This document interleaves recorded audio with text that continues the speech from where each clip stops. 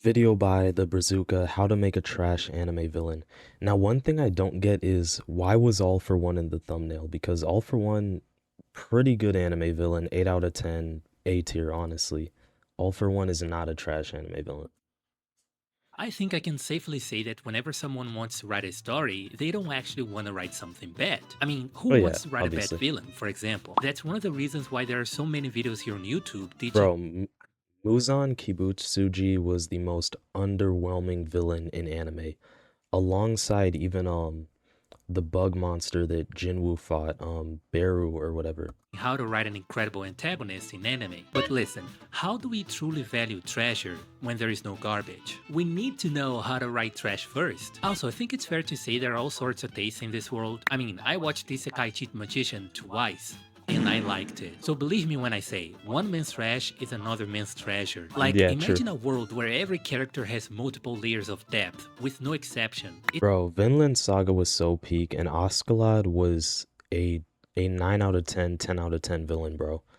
Askeladd wasn't even evil, but he was a perfect antagonist. Canute is underwhelming based on the anime in season 2. It would suck. Listen, chicken parmesan is amazing, but sometimes I just want to have that comfy New Yorker garbage plate. Yes, Yeah. that's an actual dish. That's why I decided to take on this heavy mission to teach people how to create the worst villain to ever step into fiction. So grab a Yeah, Kaguya was a horrible villain. Madara was so much better. pen and paper because you don't want to miss any step of this tutorial. The first and one of the most essential steps is making sure your Kaguya might be a worse anime villain than even Muzan, bro. She might be worse than Muzan. villain is comically evil. He isn't the kind of guy who does some evil things every now and then. No, Bro, it's so crazy. The best villain in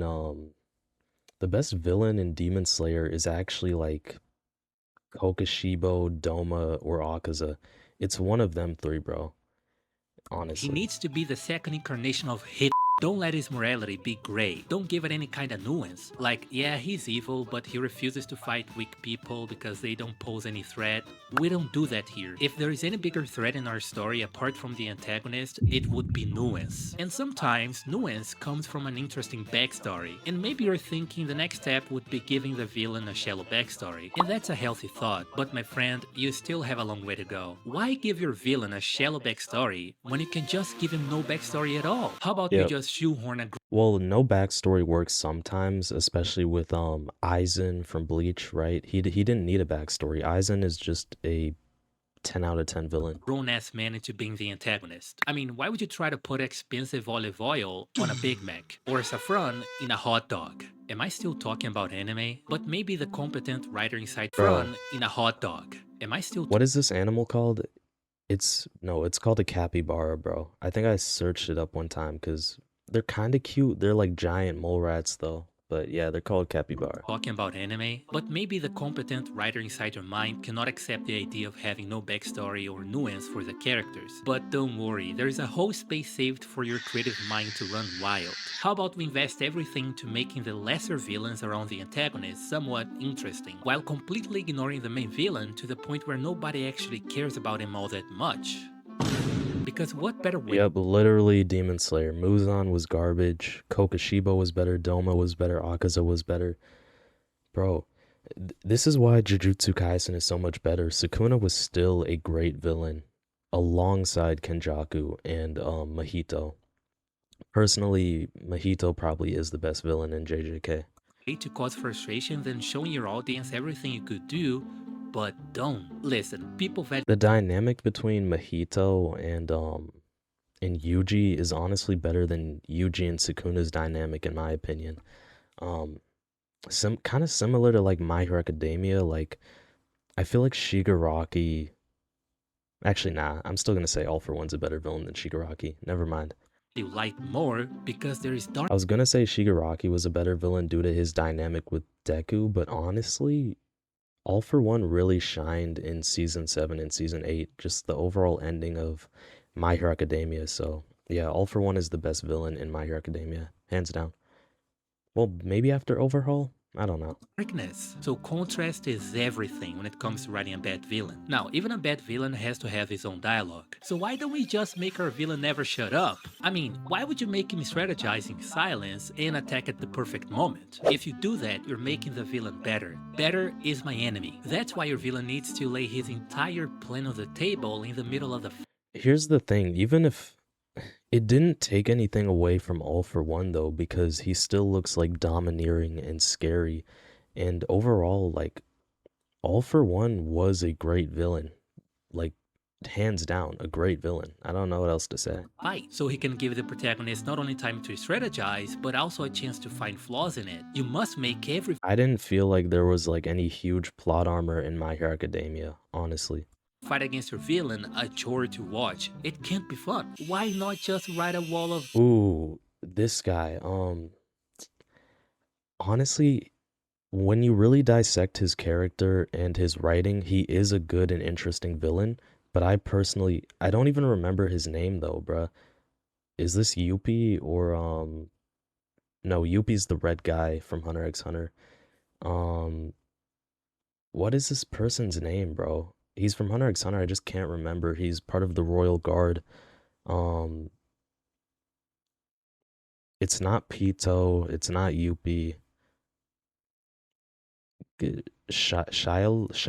Shialoop or something. text. He needs to show up at Bro, I gotta be honest, bro. He was just such a forgettable villain. watch. It can't be fun. Why not Like I know this person is, I know he's supposed to have layers as an antagonist, but honestly, he was underwhelming in my opinion. It's just weird though. He's the only one who actually went against Meruem's orders. just write a wall of text? He needs to show up at the worst possible moments. You know when you're building up some Shiapoof? Is that his name? Shiapoof?